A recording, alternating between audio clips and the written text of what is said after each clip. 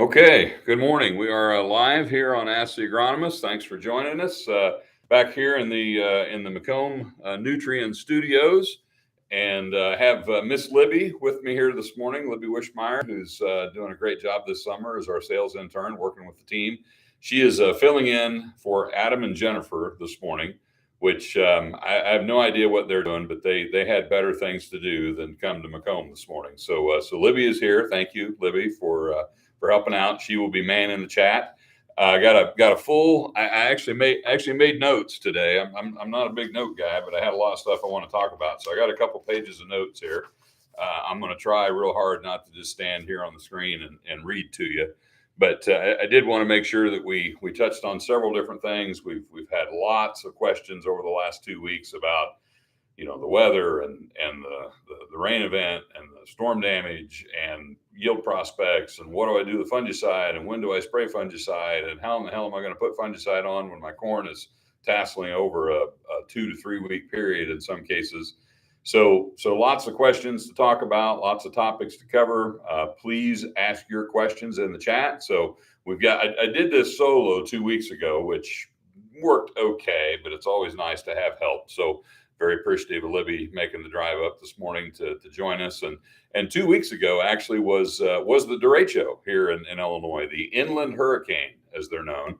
So 2 weeks ago, when I got done with Ask the Agronomist, I went out to WIU, to Western Illinois University here in Macomb. They were having their agronomic field day.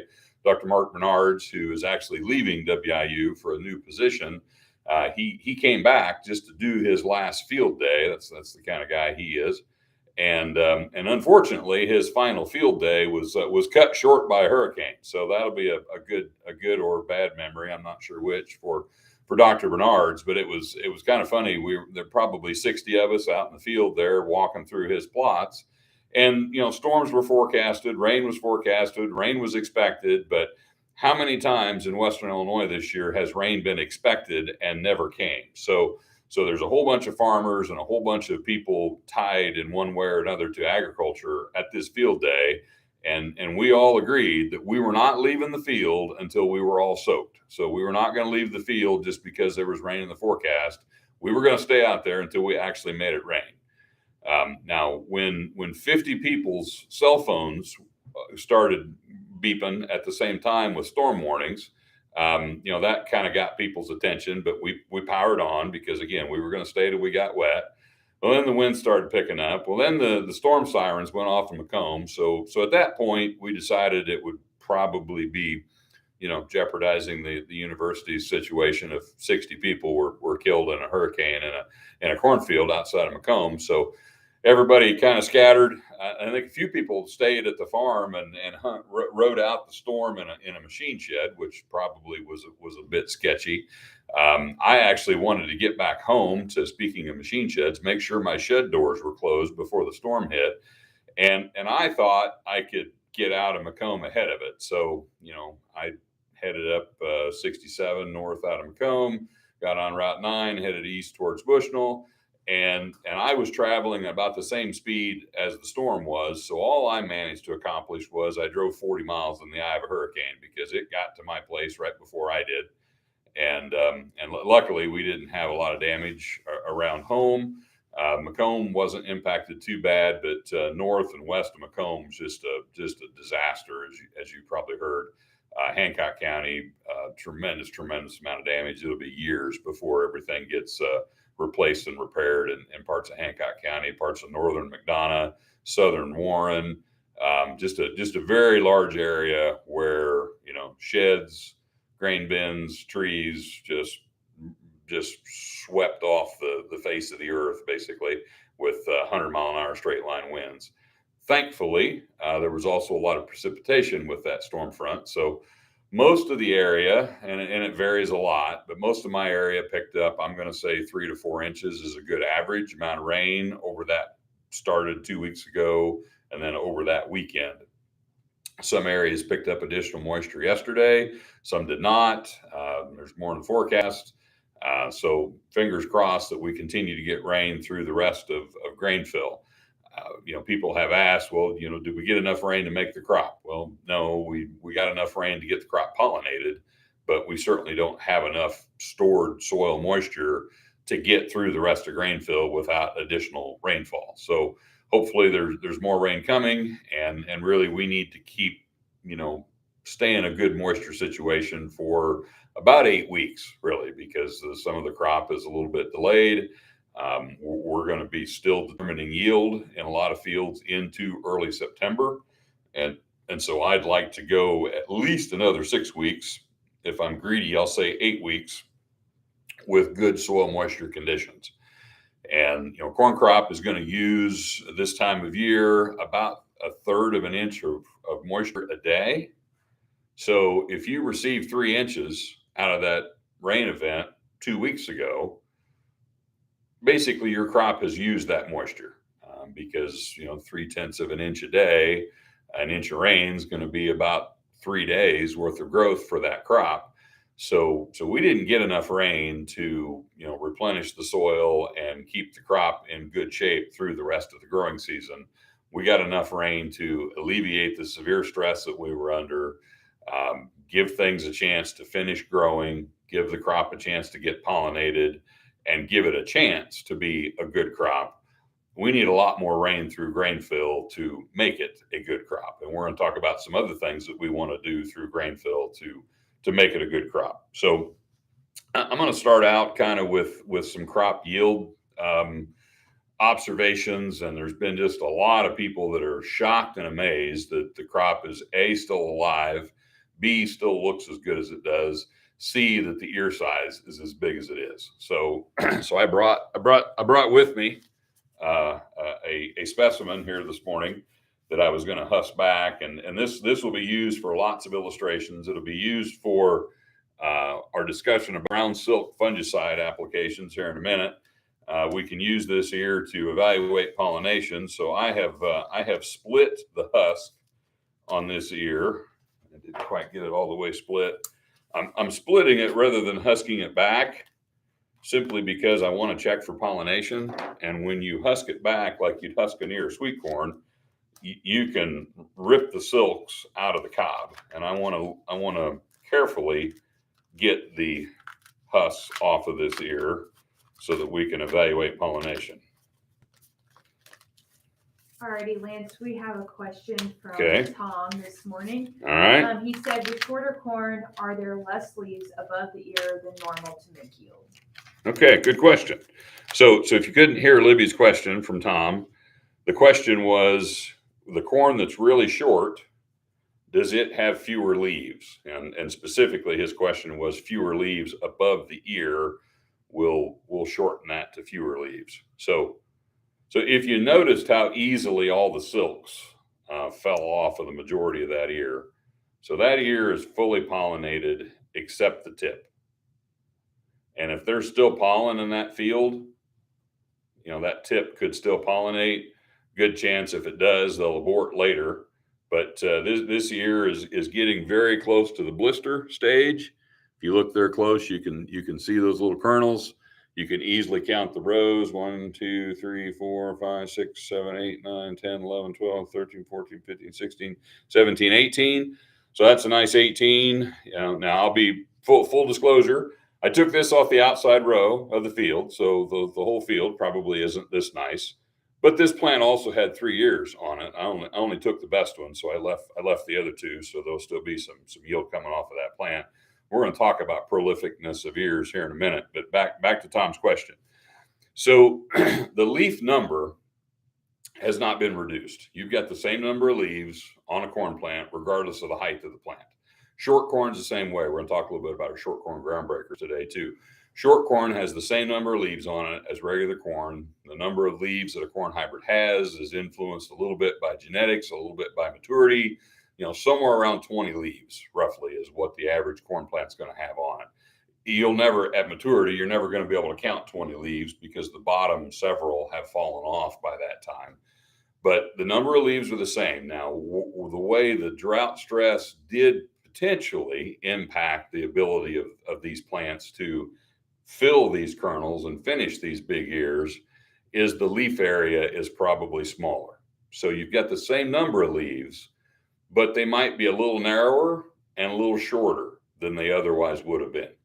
So if you can envision a 10-foot tall corn plant when it looks like a jungle out there and all the big leaves and all the foliage on a 10-foot tall corn plant, when you shrink that down to a 7-foot tall corn plant, if the leaf size stayed the same on that smaller corn plant, it would look really, really, really leafy, which is what short corn looks like because it's got big leaves on a small stalk.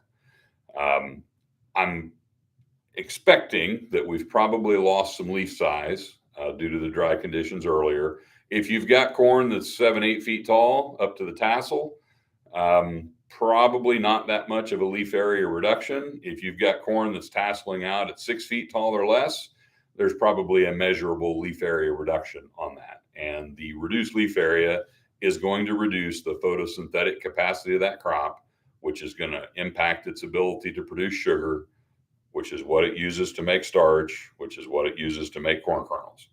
So I don't think we have limited the potential ear size. So everybody was all worried about what are we doing to the ear? What are we doing to the ear? What are we doing to the ear? It's not that difficult for a plant to develop an embryonic ear. That doesn't take that much energy to do it. Row number is primarily determined by genetics.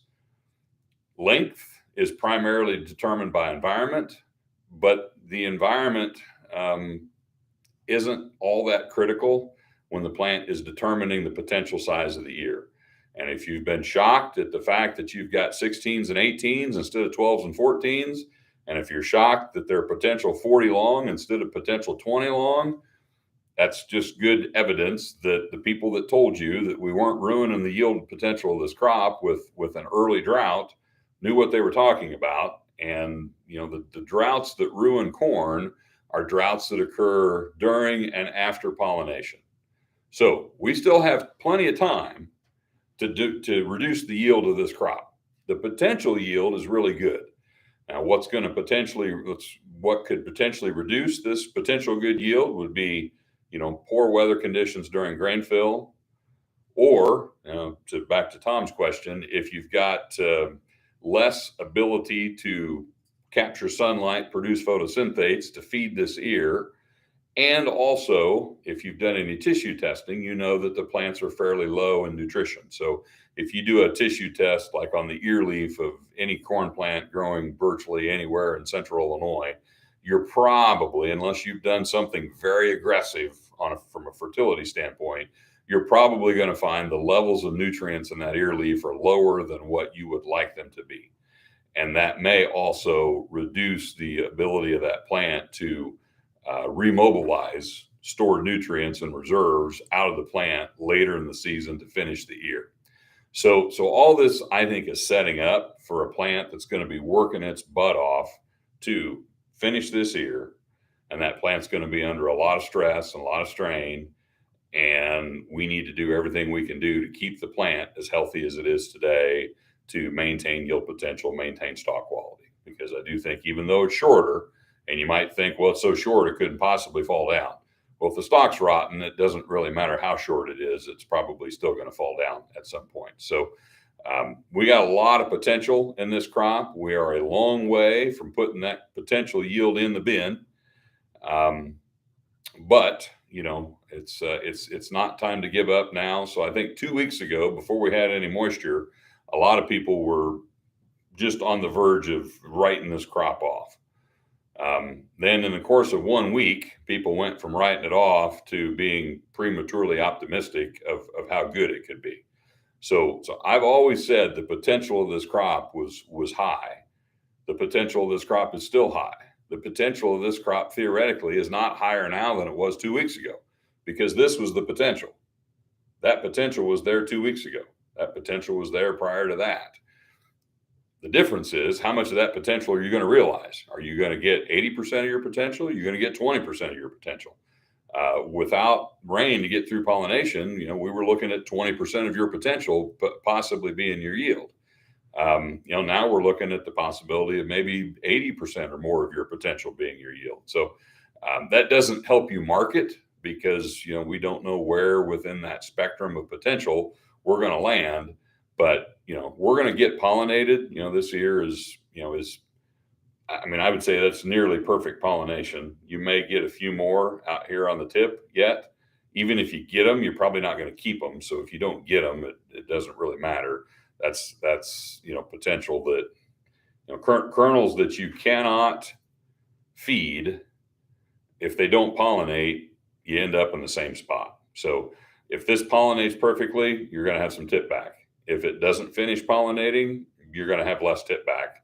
You're going to end up with the same amount of yield on this ear either way. So these kernels not pollinating is probably not reducing the yield potential of this crop, because it's probably not going to be able to feed, every kernel on the tip of this ear anyway. I talked about multiple ears, and some people have noticed that they're seeing a lot of second ears. If you walk fields, you'll find stalks with 3 ears on them that are silking, three ear shoots, all silking, all receptive to pollen, all with the potential ear. And you may have also noticed a lot of tillering this year. So we normally talk about tillers and multiple ear shoots being a indication of excellent growing conditions, and that plant was producing such an abundance of resources that it had the ability to shoot tillers and set multiple ears. And you're looking back at the conditions we went through in May and June thinking, well, when I didn't have any extra resources, there was a drought, stuff wasn't even growing, it looked horrible. Why in the world do I have multiple ears and tillers? So the other thing that we know is involved in tillering is sunlight. So when you get a low population and you get more sunlight in the lower canopy, you tend to get more tillers. I think an ear shoot kind of works like a tiller. There's actually an ear shoot at every node from the top ear clear to the ground. So a corn plant could have probably 8 or 9 ears on it if it wanted to, and it had the resources to do that. And sometimes if you've got a single stalk growing like at the edge of a field where there's nothing around it, and it's got all the sunlight, all the moisture, all the fertility, all the space, all the room its heart desires, sometimes you'll get 4, 5, 6 ears. I had a corn plant one time that actually had 6 ears that had grain on it, growing on the edge of a plot. 4 of those ears were full-size ears, and then the 5th and 6th one were kind of nubbins. But I actually calculated it. I don't remember what it came up to, but I calculated the yield of that individual plant, and it was just astounding.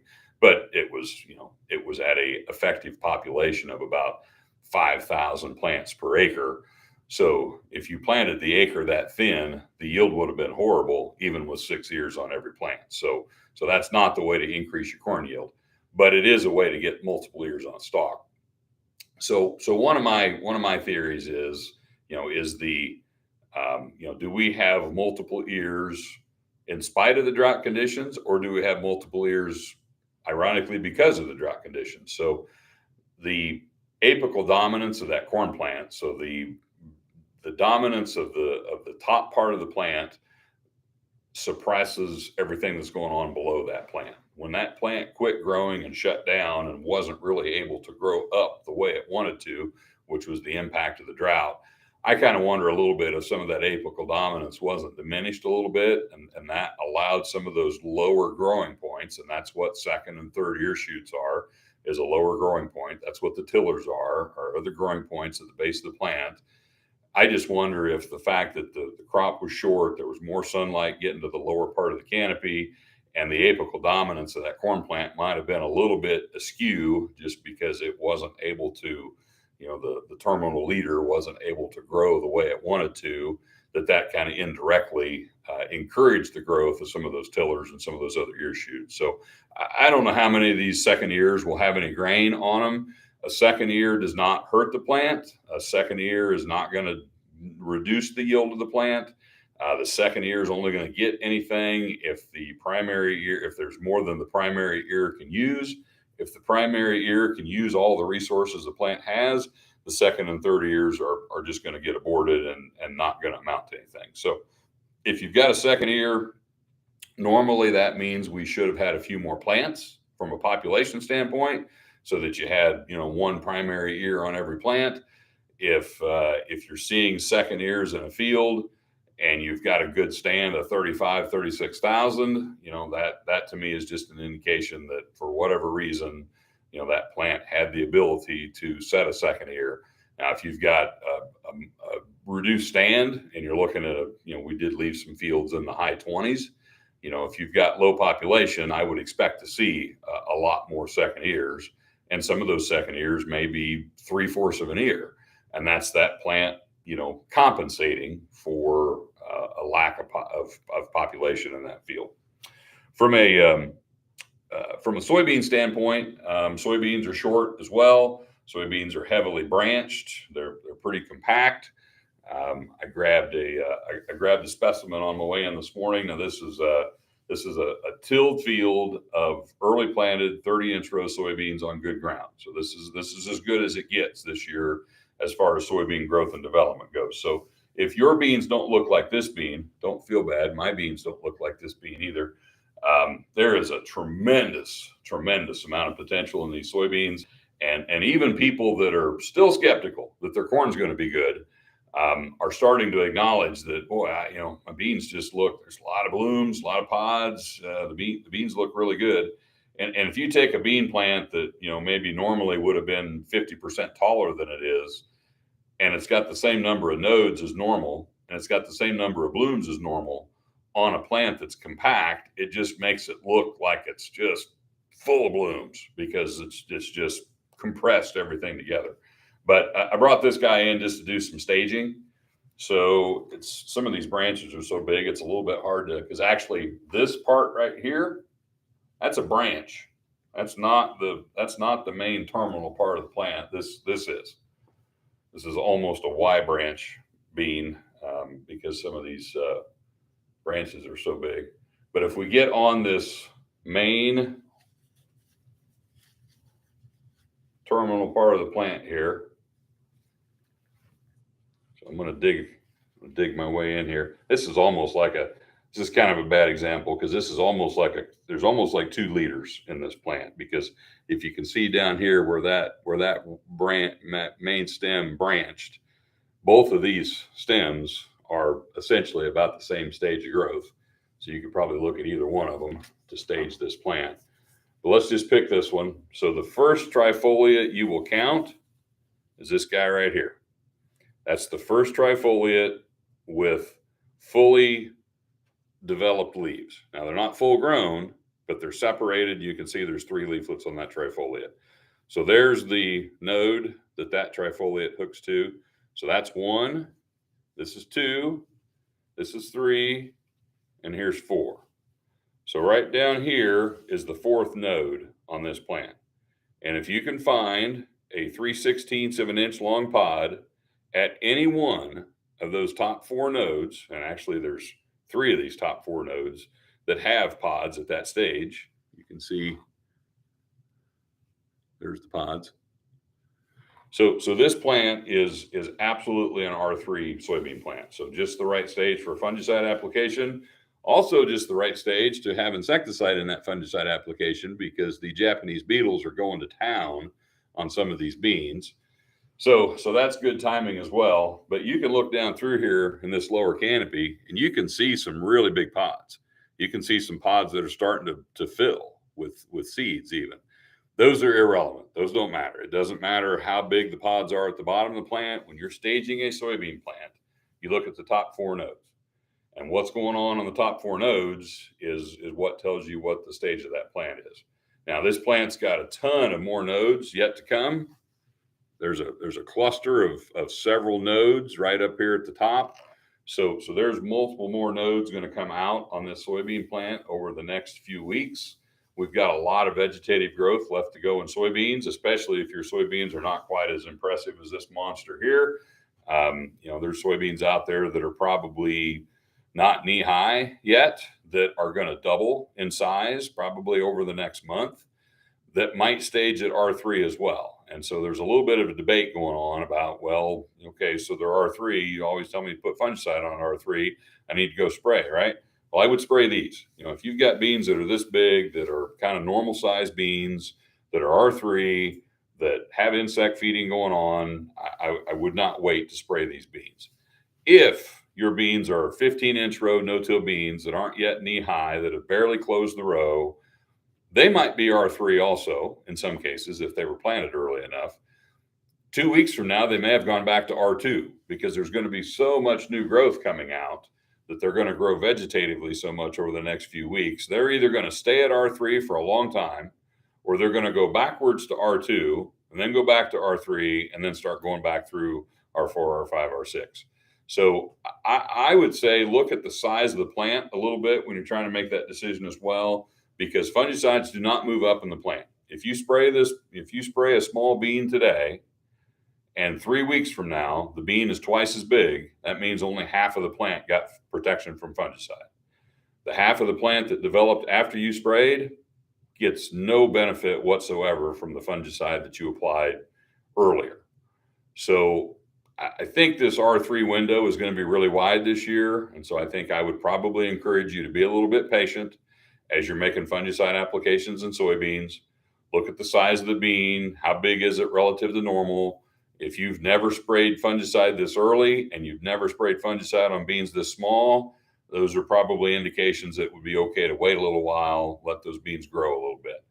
I know I'm generally not a guy that wants to wait. I want you to spray your weeds early. I want you to spray your corn fungicide long before brown silk. We're going to talk about that in a minute as well. But in the case of soybeans, just because of how much vegetative growth we know is yet to come, I would encourage you to kind of drag your feet a little bit making those fungicide applications in soybeans. I absolutely would make them. This plant, if any bean plant ever had a potential to make 100 bushel, this one still does. So there's plenty of yield potential out there to enhance and protect. I just think we need to be a little bit patient on the timing. So let's while we're on the subject of fungicides and brown silk and corn. So this ear was absolutely brown silk. Now you can't feel these brown silks, but I'll let Abby. Do the brown silks still feel moist to you, Abby? Okay, so she says the brown ones are pretty dry. The green ones obviously are moist, but these brown ones here, have dried out for the most part. Now, this is not the brownest that silk can get. This is not the driest that silk can get, but this is a brown silk ear. This ear, I showed you, pollination is essentially over. These kernels have been set, and these kernels are in the blister stage. This would be the absolute latest, in my opinion, that I would like to put my first mid-season application of fungicide on. So the reason I said that weirdly was your first application of fungicide might have been at V5. So let's set that one aside for now. Your main application of fungicide should be between tassel and R1, which is pollination. So this is past R1. This is R2. So this is an R2 plant here. So this is outside of the VT to R1 window. Now I'm running into a lot of people that someone who they trust told them that you should wait till brown silk this year to spray your fungicide. I have a few theories as to why people might be making that recommendation. I'm going to go out on a limb here and say I think they're misguided in making that recommendation. I think it has a lot to do with the fact that disease pressure in the crop is virtually nil at this point. We've got plants that are extremely healthy, leaves that are very clean. That's a good thing. We want them to stay that way. We've got fields that are in some cases uneven. So the unevenness is something that we have to contend with when we're making these fungicide applications. And we don't necessarily want to be spraying a whole bunch of your field that isn't going to tassel for 2 weeks yet. So we do have to wait a little while to let the slower part of the field catch up and at least get close to tassel before we pull the trigger on that fungicide. If there's no tassel there yet, I'm okay with that as long as it's just ready to come out. So once that gets close to tassel and hopefully before the best part of your field has brown silks on it, pull the trigger on that fungicide application.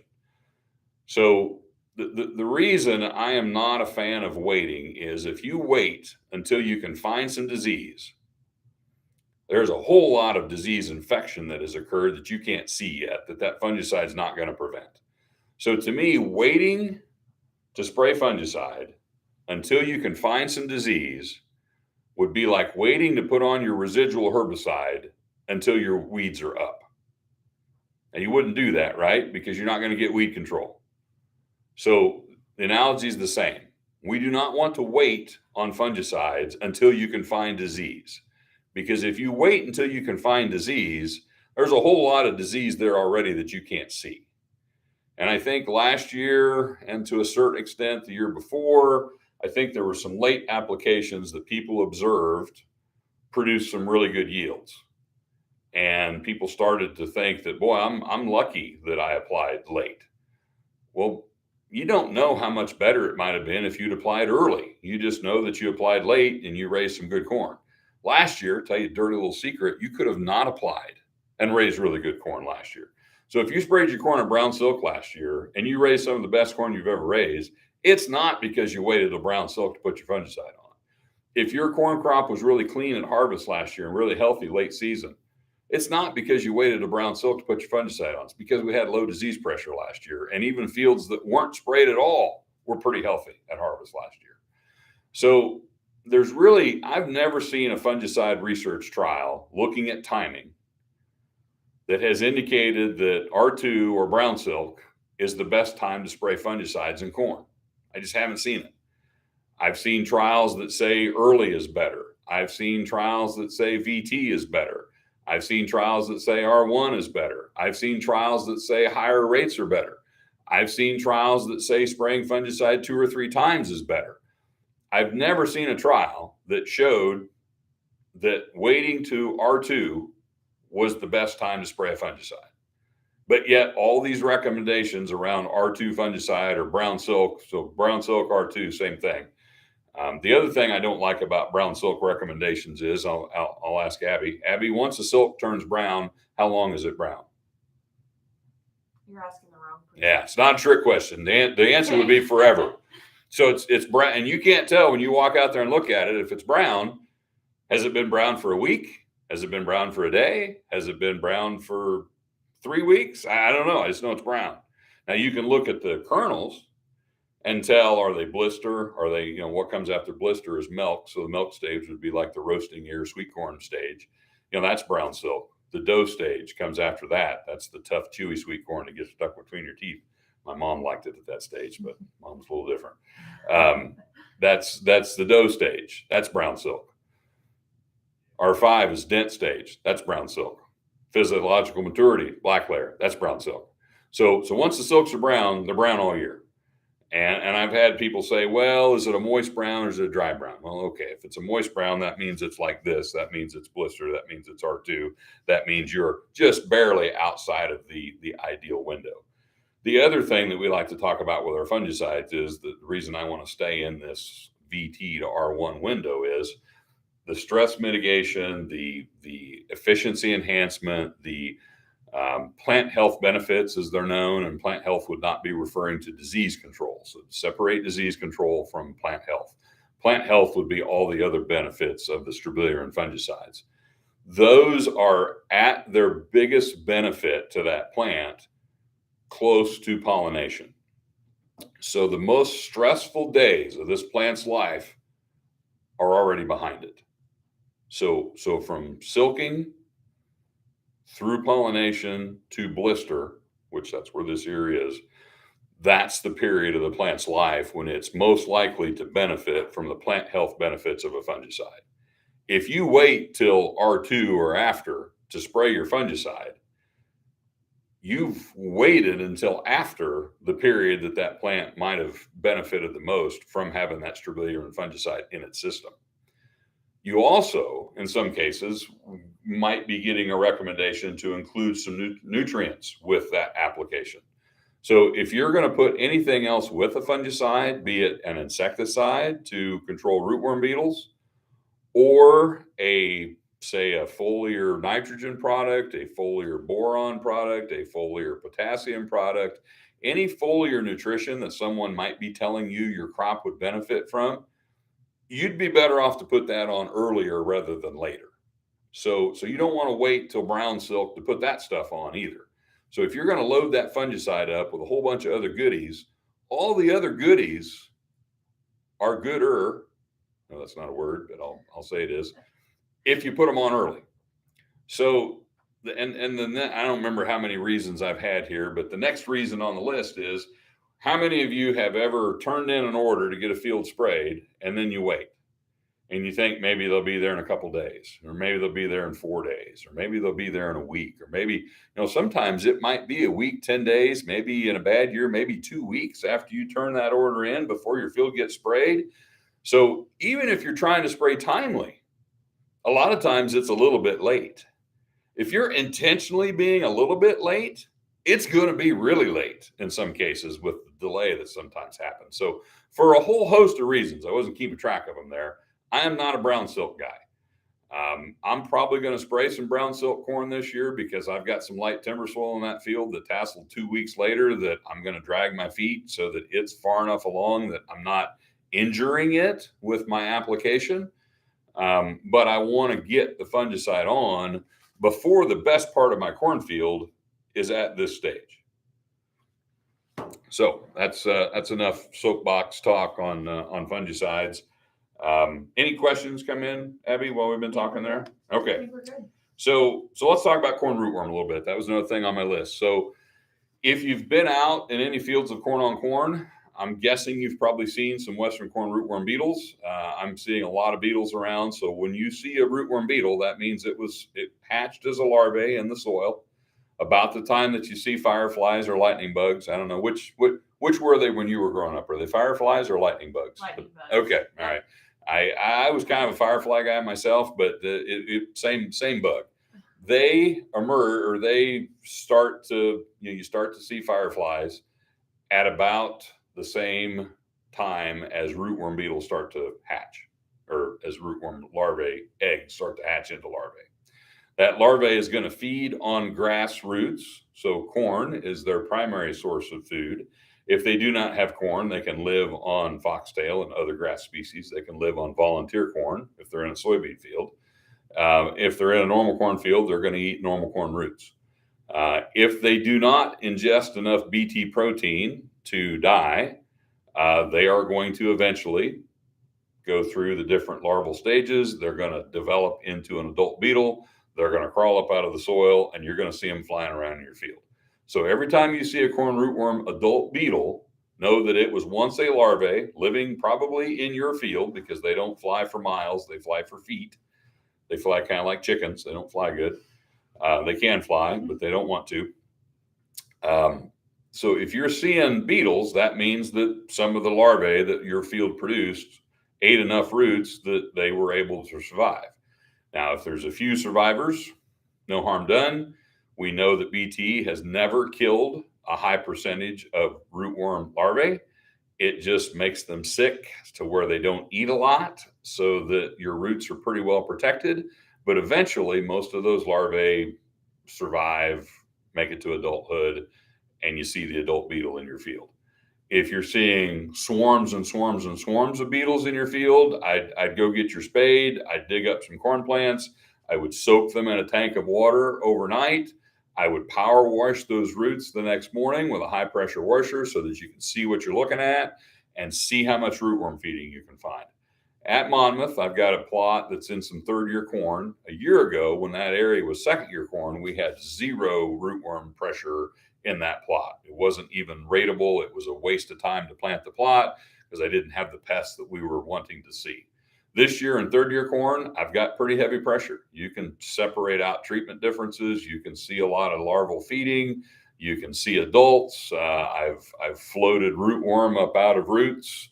It's kind of like the old days when it was pretty easy to find rootworm in fields. Talking to Jim Donnelly, my colleague from Northern Illinois, second-year corn rootworm pressure is intense in Northern Illinois. Rootworm pressure in general is intense in Northern Illinois. But in some of the previous bad rootworm years, it was kind of only the long-term continuous corn that was a train wreck. The second-year corn wasn't so bad. This year, the second-year corn's bad too. We've had corn on corn being pretty hot with rootworm moving into central Illinois. So we are definitely seeing heavier rootworm pressure this year than we have seen in the past several years. Multiple reasons for that. We've been on an upward swing, and as that upward swing has continued, they're also favored by droughts. So rootworm larvae love dry soil. rootworm larvae have an advantage in dry soil, and dry years tend to be bad rootworm years. Plus, you've got the fact that if your corn plant didn't have good roots, then it suffered even more in the dry weather, and rootworm damage is more noticeable in dry weather from an impact on the plant. So if you look at my plots at Monmouth, the non-rootworm corn is about half the size of the Smart Stacks and Smart Stacks Pro next to it. Now at Monmouth, Smart Stacks looks great. You don't see much difference between Smart Stacks and Smart Stacks Pro at Monmouth. That drives my friend Jim Donnelly crazy, because Northern Illinois, that is not the case. Northern Illinois has a lot heavier pressure. Northern Illinois has a lot higher incidence of BT resistant rootworm populations. And so in Northern Illinois, unfortunately, Smart Stacks sometimes doesn't look much better than Double Pro. And that's why those guys are aggressively going to Smart Stacks Pro. Now, the other thing I noticed in the rootworm trials at Monmouth, VT4 Pro, which is our new trait stack, which is the RNAi non-BT technology that is part of Smart Stacks Pro, combined with the original Monsanto Yield Guard rootworm trait, which was the first one that we launched. Those two stacked together. So basically it's Smart Stacks Pro with Herculex rootworm taken out of it is what VT4 Pro is below ground. There's some other differences above ground, but we won't go there for now. That technology does not look as good at Monmouth as Smart Stacks. And it's because the RNAi technology is far more lethal than BT, but it works a lot slower. So the reason that BT works so good is they feed a little bit and they get a bellyache and they stop feeding. And they stop feeding for possibly several days. And then when they recover, then they start feeding again. It's like me when I go to the buffet. I need some recovery time after that. And as you can see, I recover pretty fast and get right back to the buffet. So anyway, with RNAi technology, that rootworm is going to ingest a lethal amount of protein, but it's going to keep eating until that first lethal amount kills the larvae. And it really doesn't even feel sick or it doesn't know it's dead yet. So it keeps feeding. And you get a lot of feeding. So that's why we're going to pair RNAi technology with strong BT products so that you get the best of both. And that's what we've got with Smart Stacks Pro. And that's why we recommend Smart Stacks Pro for corn on corn and known heavy pressure situations. VT4 Pro is going to be a trait package for either the non-rootworm acre, where a guy just is nervous about planting non-rootworm corn because he knows how bad rootworm can be and he wants some protection, or maybe some light pressure situations where we've got a little bit of pressure in first year corn and you don't think Smart Stacks or Smart Stacks Pro is necessary. So that's where VT4 Pro is going to fit in there. So it's going to be an intermediate level of protection between Smart Stacks Pro, which has the best level of protection, and Double Pro or Tricepta, which have no protection. VT4 Pro is going to be in between. And where the Smart Stacks difference is going to come in is if you're in Jim Donnelly's part of the world where BT resistance is very high, VT4 Pro probably going to look better than Smart Stacks, but neither one of them good enough to make you happy. You're going to need Smart Stacks Pro. In my part of the world, we may have some situations where Smart Stacks might look better than VT4 Pro. You know, if you're in a situation where Smart Stacks looks better than VT4 Pro, that's really a field that, you know, ought to be in Smart Stacks Pro, just so we make sure and keep that population of rootworm beetles down. And back on rootworm beetles for a minute or back on fungicide for a minute. If you're getting ready, so if you still haven't sprayed your corn because somebody told you to wait for brown silk, my brown silks just fell off. So if somebody told you to wait for brown silks and you haven't sprayed your corn yet, and that field is going to rotate to corn again next year, probably be a good idea to include an insecticide with that application to suppress that adult rootworm beetle population. It's not an effective control measure. You know, if we didn't have traits, we would still have to do something to protect that plant from rootworm. But what that adult spray does is it reduces your pressure. It reduces the amount of eggs that are going to be laid in that field, and it makes it easier for the traits to get the job done the following year. So that's a potential thing you can do to help yourself for next year if you know you're going to go back to corn on a field that you have not sprayed your fungicide on yet. Question, Libby? Yeah, so in the chat, we have a question from Merle. How far south are we seeing northern rootworm? So Merle's question was, how far south are we seeing northern rootworm? I would say I-70 maybe would be the cutoff for northern. They're obviously more prevalent as you go further north in this part of the world. So we're a mile south of Highway 136 here. So Merle, you know where Highway 136 is. It goes straight east to west across Illinois, goes into Libby's home state of Indiana as well. So 136, I would say at 136, it's fairly common to see a mix of northerns and westerns. As you go south, it's going to be more westerns than northerns. As you go north, it could be a 50-50 mix. Last year, for example, we saw a lot of northerns last year. It was fairly rare to see a western a year ago. Northerns were everywhere. I had northerns showing up in soybean fields late too. I had guys that were spraying corn with fungicide with ground rigs that were plugging air filters on their high boys with northern corn rootworm beetles. There were a lot of northerns around. It takes a lot more northerns to do the same amount of damage as a western because they're a smaller larvae. They're not as aggressive. They don't eat as much. They don't do as much damage. And they're also not known. Doesn't mean that sometimes it doesn't happen, but northerns are not known for laying eggs in soybean fields either. So northerns are really a corn on corn issue.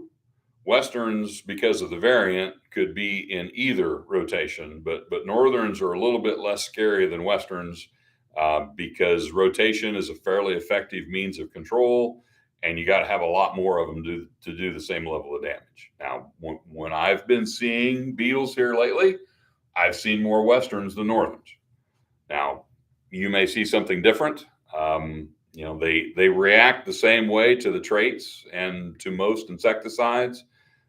So management of them is similar. Just know that between the two species, westerns do a lot more damage than northerns. So thanks for the question, Merle. Okay, so we have talked about rootworm. We have talked about corn fungicide.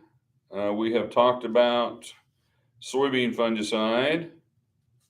Let's talk about weed control a little bit. So about a week ago, our whole sales team is on a text. If you're on any text streams with your friends and buddies and people that you keep in contact with, you can gets pretty lively sometimes when you got 15 people texting into the same chat.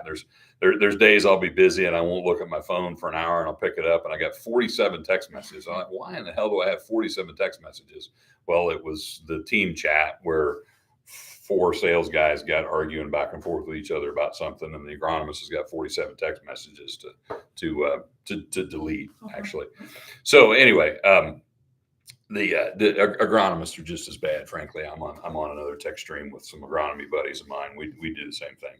But anyway, we were joking. One of the salesmen mentioned the term the August uglies, and that would be when your soybean field, which you previously thought was perfectly weed free, all of a sudden you start to see a few weeds creeping up out of the top of the soybean canopy. Now this year, the top of the soybean canopy is a little lower than normal, and it took that canopy longer to develop than normal. And that canopy is not as dense as normal. And when we were super, super, super dry, the weeds that you killed were dead. The weeds that you injured were sick and not growing. The weeds that you missed were drought stressed and not growing. And the weeds that hadn't germinated yet could not germinate because it was too dry. Well, now that we've got some blessed moisture, the sick weed's going to recover and grow. The drought stressed stunted weed is going to recover and grow. And there's going to be a new flush come up in some fields that germinate and grow. And we're probably, my prediction, we're probably going to have some of the rattiest looking fields that Central Illinois has ever seen here over the next few weeks, because we did not get full effect of residual herbicides. We did not kill every weed that we sprayed. And in some cases, there might be a late flush that comes on. Now, most of the stuff that you're seeing now is not a late flush. When people see a weed come up, it didn't emerge when you saw it. When you saw it, it was taller than a 2-foot soybean. That's why you saw it. It emerged weeks ago. That is not a late flush. If it was a late flush, a water hemp that comes up today underneath a full soybean canopy will probably never see the light of the sun. The stuff that's coming up above the crop today didn't germinate 2 weeks ago when it rained. That was either a weed that we sprayed but didn't kill, or he was a spray skip, or it was a weed that maybe germinated 2 days after you sprayed and is just now getting up to the size. So regardless of why the weeds are there, here's the reality. If you read your herbicide labels, you will see there is a crop growth stage cutoff on all herbicide labels, either that or a pre-harvest interval cutoff. In soybeans, especially traded soybeans, there would be an R stage cutoff for every herbicide. So for 2,4-D and Liberty, that's R1. For Roundup, it's R2. So if you read the label, I encourage you to read labels. Once you read the label, I encourage you to follow the label. The label on 2,4-D or Liberty would say that you can apply over the top of soybeans up to, I'm going to write this down. So when it says up to, or it'll say through, so up to R1, or in the case of Roundup, through R2. So up to R1 would actually mean as soon as the plant starts to bloom, you're supposed to stop spraying. Through R2 would mean until you get to R3, which we looked at R3 a minute ago. So this plant is off label for everything but fungicide and insecticide. If you planted your beans late enough, you might still be in the through R2 stage. There aren't any beans that aren't blooming yet, unless they were double crops that just got planted.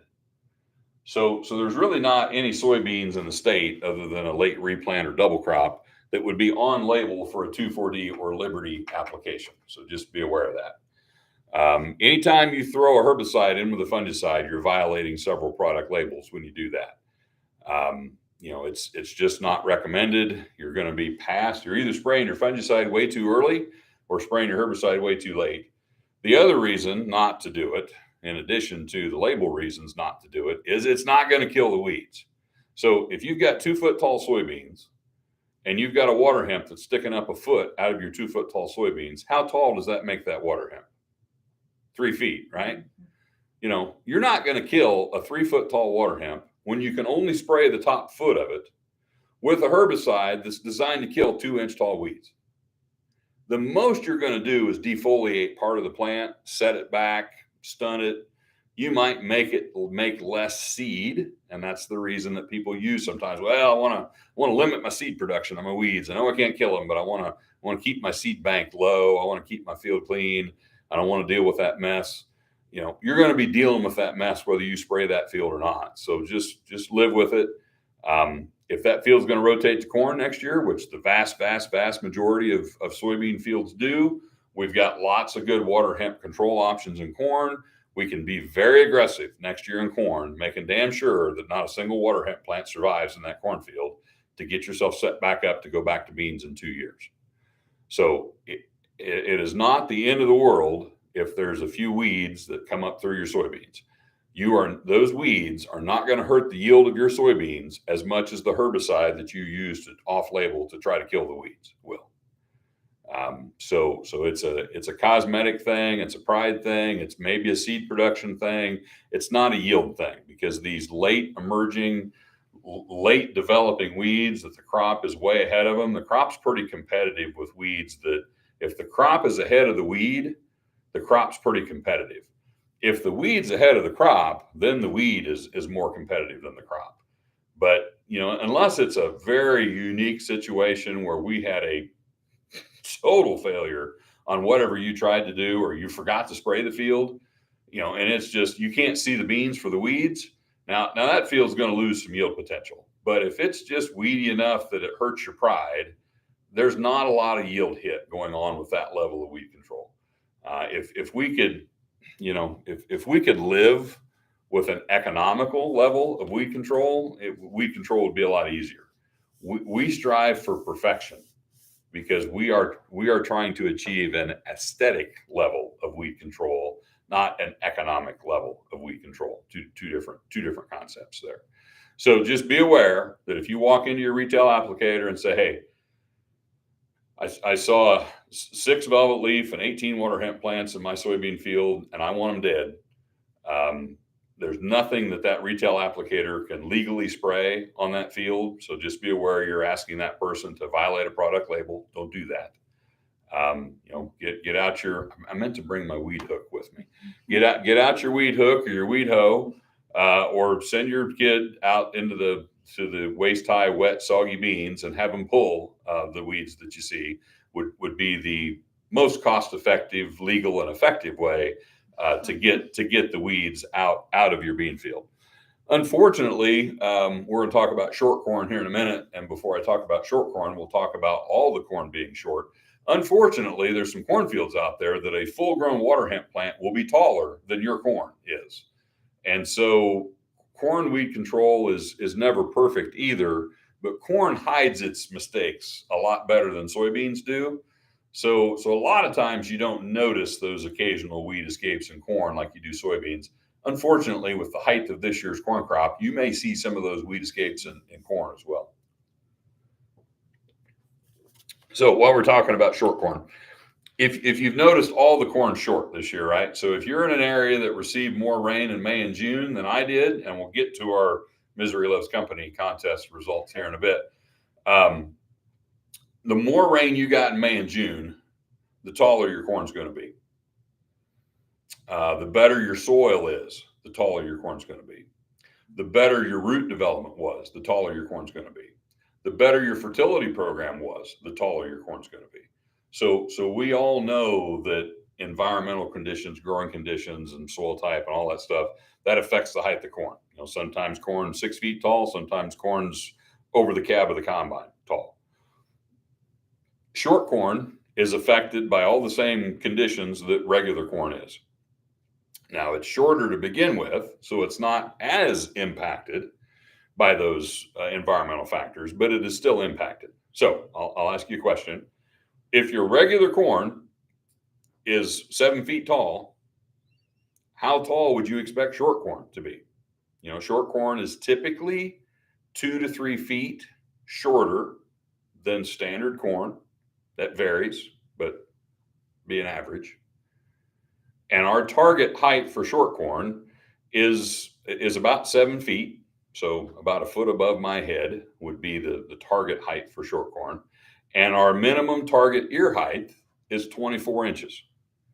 And you can get lower than 24 inches with a corn head, but if you get on uneven ground and, or you've got issues to deal with like that, it gets to be difficult. So our product concept for short corn is we'll try to achieve about a 7 foot tall plant height with an ear height that's at least 24 inches off the ground.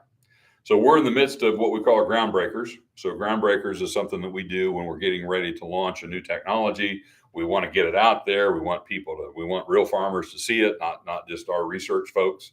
And so in our West Central Illinois team geography, we've got about 20, Libby, I think, ground breaker growers. So about 20 farmers actually got a chance to plant short corn. Now they're planting experimental hybrids. We don't have commercially available short corn hybrids yet, but they planted a whole field, 80 to 120 acres typically, of an experimental short corn hybrid. And they're getting the experience of planting it, spraying it, watching it, all through, the growing season. We are in the midst of going to all those fields to measure plant height and ear height to see what the results of the drought were on short corn. I can tell you it's shorter than normal. In some cases, it might be scary short. Now, it has not been reduced in stature by the same percentage as the regular corn.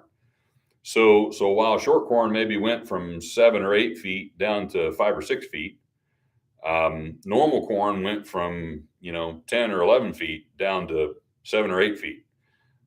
So there was a bigger reduction in stature in the regular corn than there was in the short corn, but the same reduction in stature occurred.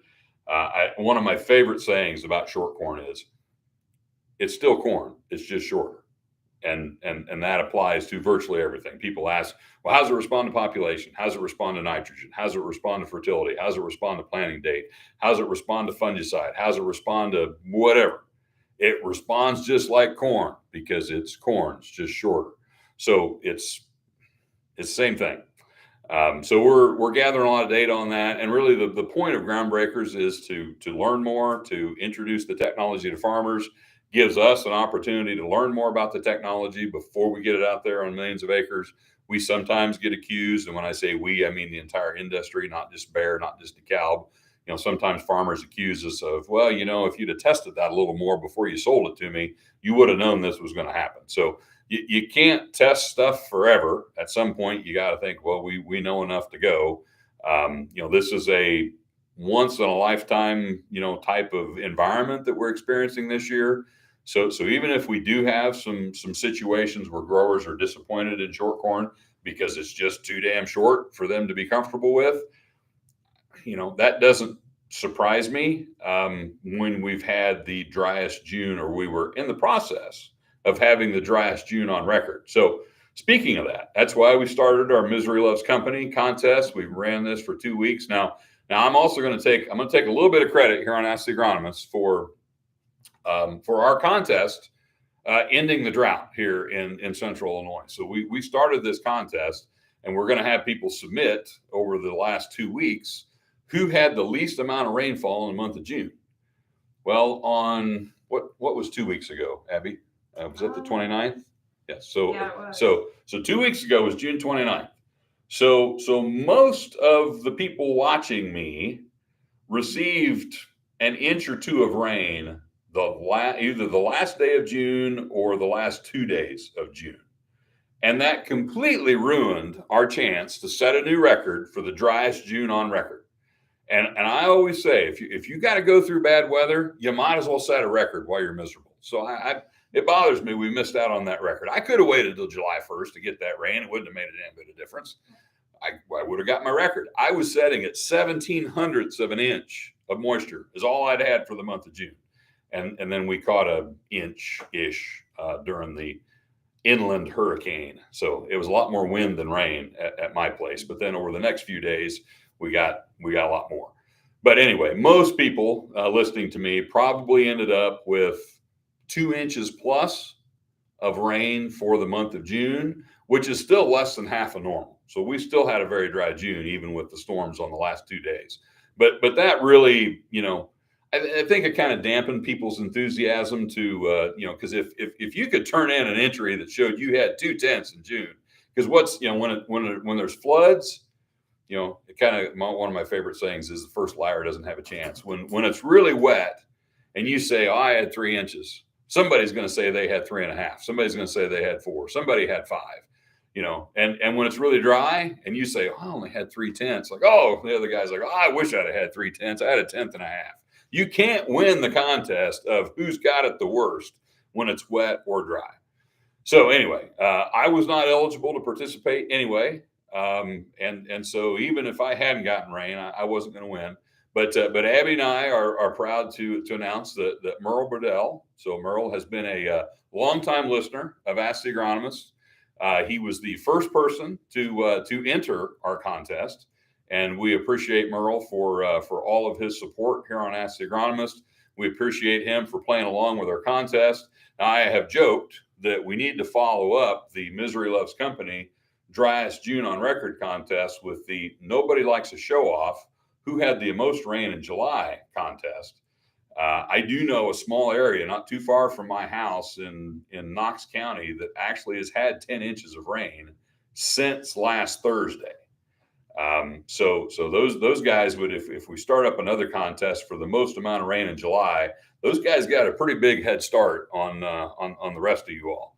But anyway, Merle, congratulations. I don't even know if you drink, Merle. I don't mind if you do. I don't mind if you don't. But we've got a nice bottle of Woodford Reserve, which if you're what is that? That's a whiskey, right? Libby, Yeah. do you know? Yep. It's not a bourbon. It's a whiskey. And I'm not Chris Carlisle, my counterpart. Chris could answer your whiskey, bourbon. He's a connoisseur of that kind of stuff. I'll have a beer occasionally more than one, but I'm not really an expert liquor guy. But I think we've got some nice glasses to go along with that. So somehow, some way, we will get that to you, Merle. And if you don't drink, again, not judging either way, you can re-gift that to somebody if you want to, and you got some advanced Christmas shopping out of the way. So anyway, Abby? Yeah, we've got one more question from LP. He asked, do you think we now have enough moisture to finish the corn crop, or is the lack of subsoil moisture going to show soon if we don't continue to get rain? Yes. Okay. So great question. And the short answer to that is absolutely, we do not have enough subsoil moisture to finish this crop. And even if we did, I wouldn't want to get through that way. You're always better off to get timely rains. You're always better off to have moisture throughout the soil profile. The majority of the corn's root mass is in the top 2 feet. And if the top 2 feet is dry and it's living off of deep subsoil moisture, that's more heavy lifting than you want to ask your corn plant to do during grain fill. So I would say if we're going to make the most out of this crop, I want to see an additional 2 to 3 inches in July. Now, some of you might have got that 2 to 3 inches yesterday, so that's great if you did. A lot of us didn't. So I'm looking for an additional 2 to 3 inches in July, and then I'd like to have 2 to 3 inches in August, more if I can, but at least normal. I would like to see normal rainfall from here on out. Normal rainfall from here on out, I think, will make this crop all it can be. Better than normal rainfall from here on out would be a good thing. We've got plenty of opportunity to replenish subsoil moisture and feed the crop if we get more than the crop needs. But we even that place that got 10 inches, they're actually back to normal for the year. So they had enough rain that they made up for the dry May and the dry June all in the last 2 weeks. But they still need normal rainfall for July and August if they're going to finish the year at average. And those of us who only had 3 or 4 inches, but basically that was just normal June rainfall. So over the last 2 weeks, even though we're 2 weeks into July now, over the past 2 weeks, all I accomplished was I got a normal amount of rain for the month of June over a 6-week period that goes into the middle of July. So I still need 5 inches, 4 to 5 inches, which is normal July rainfall that technically I haven't had because we were kind of catching up from June. So because of all that moisture came right at the tail end of June, that will effectively act like July moisture. But if you look at how short we were for June, and June and July are our 2 wettest months. So on average, most of you listening to my voice would get somewhere around 9 inches of rainfall total for June and July. And to date, many of you have had less than 4 inches of rainfall total for June and July. Some of you more, some of you less, but I've had about 4 would be the average of all my farms total for June and July. That's still half of normal. So that's not going to get the job done. We're going to need timely rains for the next, at a minimum, 6 weeks. I'd rather see 8. We'll have corn that's not black layered until early September. We're going to have soybeans that are not done growing until mid-September.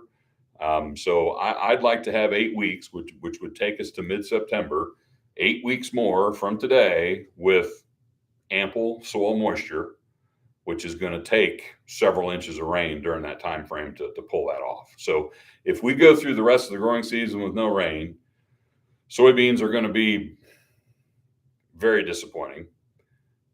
corn will make corn, but it's going to be relatively disappointing compared to the potential that it's got. But all the rain that we've had the last 2 weeks, that ensures that we can get through pollination. That ensures that we've maintained yield potential. That ensures that we've still got very, very good potential, but it's not going to put much in the bin without additional rainfall over the next 8 weeks. So probably took longer than I should have to answer that question, but good question. Thanks for the questions. Congratulations to Merle. We will be back in 2 weeks, which is July 27th, with our next Ask the Agronomist. Will you still be here July 27th? I will be. That will be my last week. Okay, so. well, we may try to get you on live for that episode if we can do that. So you guys can't see Libby here, but you would rather be looking at her than me. So we need to get her on camera, and we'll try to do that next episode and touch on what other agronomic things are going on in the world. Appreciate your questions, and everybody stay safe and take care.